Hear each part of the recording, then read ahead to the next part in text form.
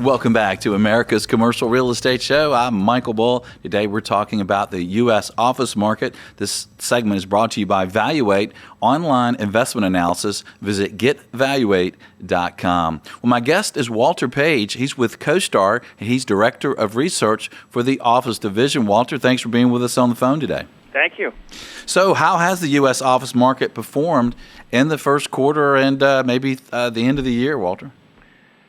So while the office market has never had more occupied space at record rent levels, we're clearly seeing signs of a slowing market. For example, on the national basis, the office vacancy rate rose 0.1% to 10.3%, the first time this has happened since 2011 on a quarterly basis. So that's an indication. Part of the reason why vacancy rose is we had 22 million square feet of completions this quarter, which is a 50% increase over what we had a year earlier, and we only had 12 million square feet of net absorption, or 10 million square feet more completions than net absorption. It's obviously a recipe for rising vacancy rates. Fortunately, we think that the office absorption rates will continue to remain fairly solid at about 75 million square feet a year.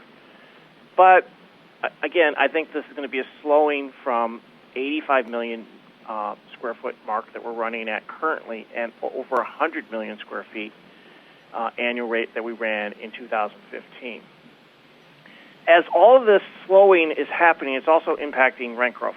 Rent growth is half today what it was back in 2015. Today's rent growth on a year-over-year basis is 2.3%. So clearly, signs of a maturing office market.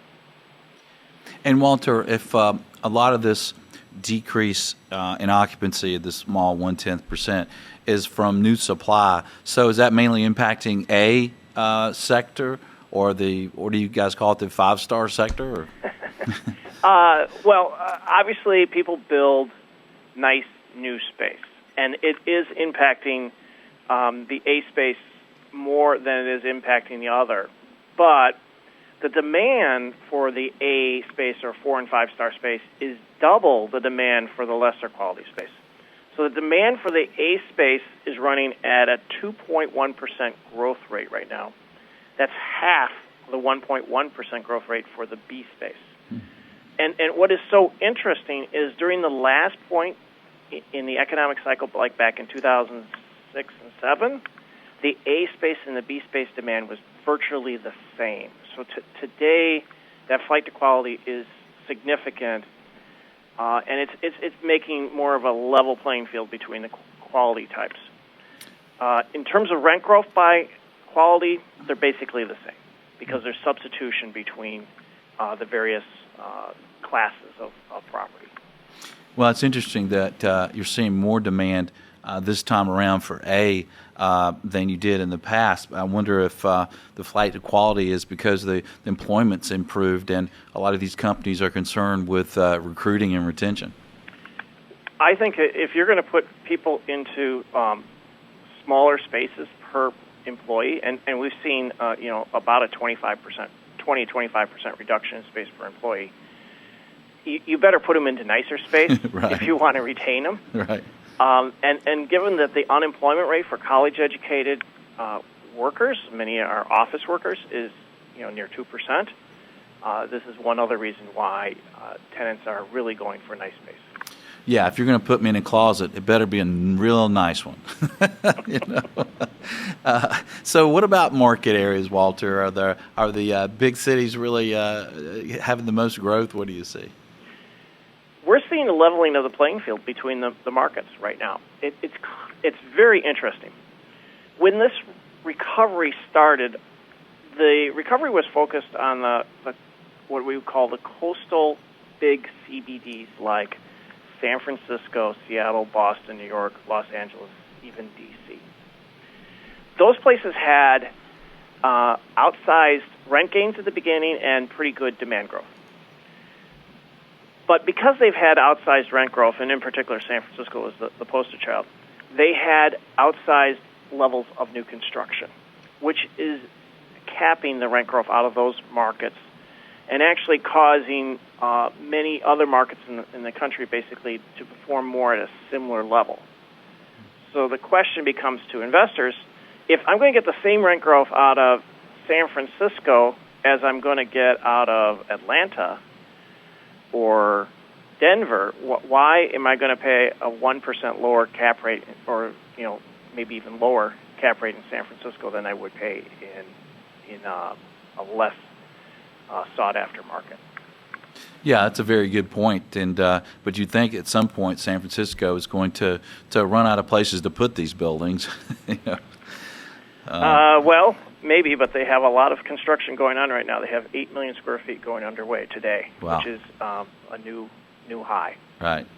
Well, Walter, what about performance moving forward? What do you expect to see? It seems like people are thinking with the things Trump is saying he's going to do, cut corporate taxes and personal taxes and repatriation, and that maybe the job market will do well, the office market should do well. What do you guys expect?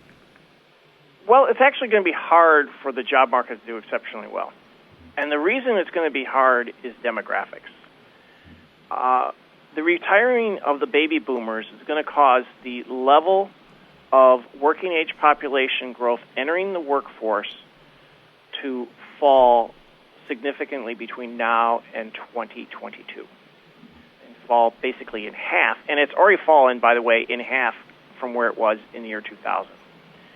And there's a really high correlation of population growth in working age people to job growth and GDP growth. So it's going to be hard for that to happen. And what we think is going to happen for the office market is net absorption for office space totaled just over 100 million in 2015. It's going to be less than 50 million, or half that number, wow, by 2021. So clearly a slowing. We're already seeing in the numbers that we're seeing. And so, that's okay if the construction activity remains steady, and that's sort of where we're expecting things to be. But if we have a recession or anything else along the way, that's when it gets concerning. Yeah, that's true. If we overbuild, we'll always get into trouble. But we're short on the break. What are some markets that are having some trouble maybe?